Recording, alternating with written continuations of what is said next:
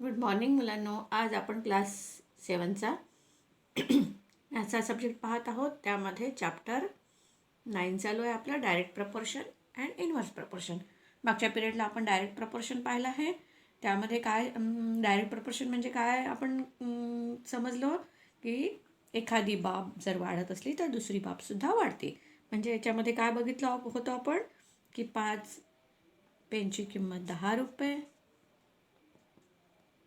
10 पेनची किंमत 20 रुपये, 15 पेनची किंमत 30 रुपये असं आहे. तर यामध्ये प्रपोर्शन कसे आहे? 5 एक 5, 5 दोन्ही 10, 10 एक 10, 10 दोन्ही 20, 15 एक 15, 15 दोन्ही 30. म्हणजे प्रपोर्शन कसं आहे यांचं? सारखं आहे.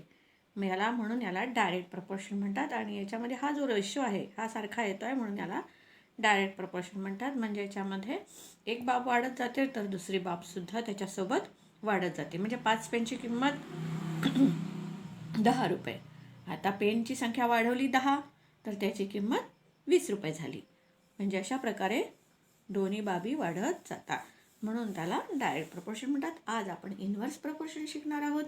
तर त्यामध्ये इन्व्हर्स प्रपोर्शन म्हणजे काय होईल? मग समजा यामध्ये एक बाब वाढत गेली तर दुसरी बाब कमी होत जाते.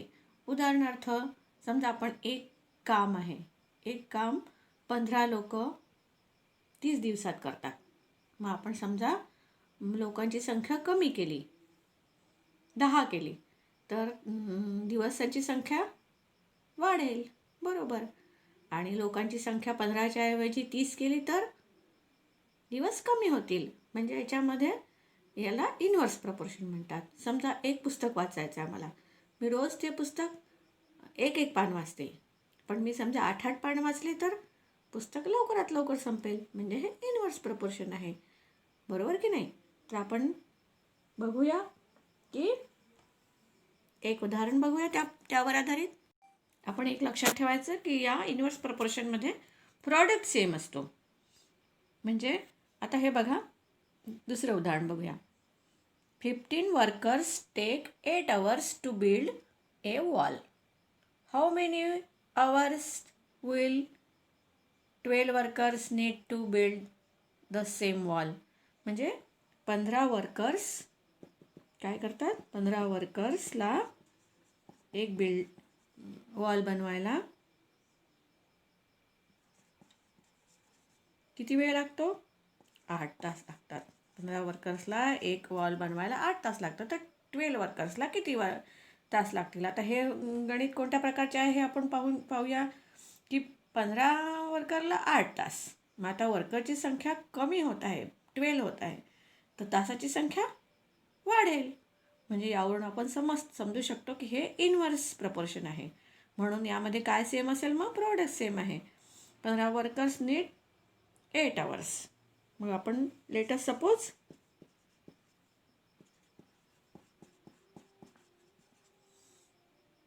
12 वर्कर नीड्स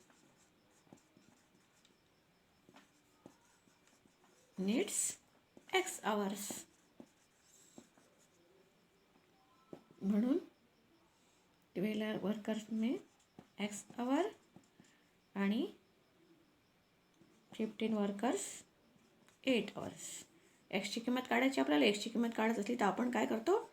याला 12ने डिवाईड करतो. इकडे 12ने डिवाईड केले म्हणून इकडे पण डिवाईड बाय 12. 12 एका 12, 12 वनचा 12.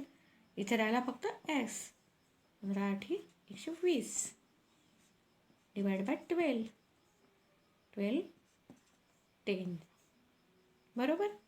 म्हणून 12 वर्कर्स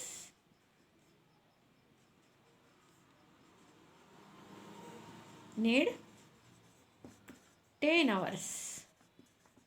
किती? 10 hours. ओके. बघा, असं दुसरं गणित पाहूया. A 40-page class magazine is to be written. If one student would require 80 days to write it, how many would 4 students required? म्हणजे एक 40 पेजचं क्लास मॅगझिन लिहायचं होतं. तर एका स्टुडंटला 80 दिवस लागले. तर 4 स्टुडंटला किती दिवस लागतील? म्हणजे एकाला 80 दिवस, एका मुलाला 80 दिवस. म्हणजे विद्यार्थ्यांची संख्या जर वाढवली, 4 केली, तर दिवसांची संख्या काय होईल? कमी होईल. म्हणजे हे कोणत्या प्रपोर्शनचं उदाहरण आहे?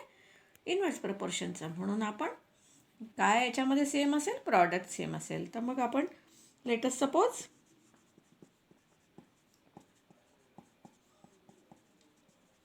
4 student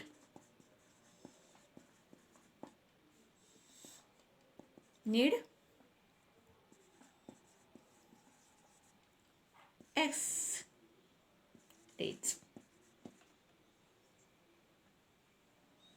4 student needs X days आणि 1 student need 80 days. बरोबर. मग आता आपल्याला Xची किंमत काढायची आहे. म्हणून आपण काय करणार? इथे 4ने मल्टिप्लाय केला आहे म्हणून याला 4ने डिवाईड करणार. इकडे 4ने डिवाईड केले म्हणून इकडे पण 4ने डिवाईड करणार. Divide by 4. 4 1 जा 4. इथे राहिले फक्त X. 80 1 जा 80 डिवाईड बाय 4 म्हणजे 20. मग 4 स्टुडंट रिक्वायर किती डेज? 20 डेज. ओके, समजलं?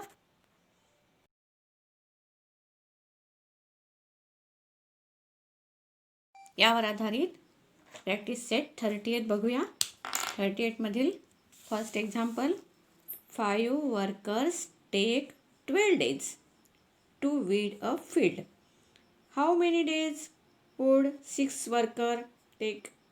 How many would 15 take? म्हणजे याचा अर्थ काय झाला की 5 मजुरांना ते शेत तयार करायला किती दिवस लागतात? 12 दिवस लागतात. तर 6 वर्करला किती आणि 15 वर्करला किती? 5 वर्करला 12 days. तर आपल्याला काय दिलेलं आहे? आपण लिहूया 5 वर्कर्स नीड 12 days. तर आपण काय सपोज करूया? लेट अस सपोज 6 वर्करचं विचारलं आहे म्हणून 6 वर्कर्स नीड X days. माहीत नसलं तर आपण काय लिहितो? X लिहितो. X days. तर 6 worker needs X days. 5 workers needs 12 days. बरोबर. तर आपण इथे Xची किंमत काढणार आहोत. Xची किंमत काढण्यासाठी आपल्याला काय करावं लागेल? इथे 6ने मल्टिप्लाय केलं आहे तर इथे 6ने डिवाईड करावं लागेल. इथे सुद्धा इकडे केलं म्हणून इकडे सुद्धा 6ने डिवाईड करावे लागेल. Divide bye 6. 6 इथे काय राहिलं आहे? X राहिलं आहे. 12 5 जा 60 बाय 6 इक्वल टू 10. बरोबर. म्हणून काय येईल? 6 वर्कर्स नीड्स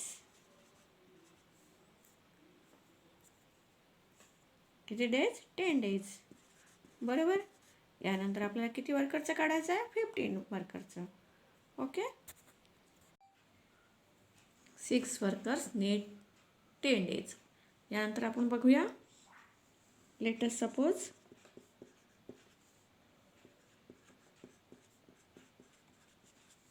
15 वर्कर्स